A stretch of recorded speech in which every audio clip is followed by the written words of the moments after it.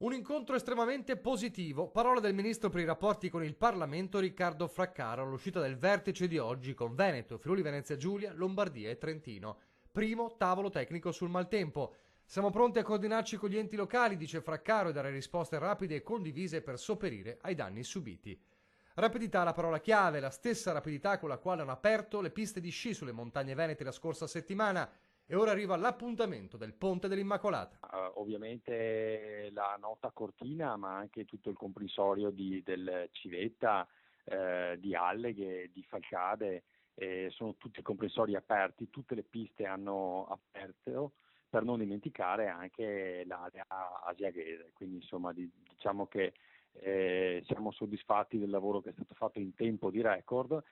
Danni fortunatamente nelle piste, come ho sempre annunciato, non ce ne sono stati, e quei pochi relativi a cadute di massi in mezzo alle piste sono stati rimossi.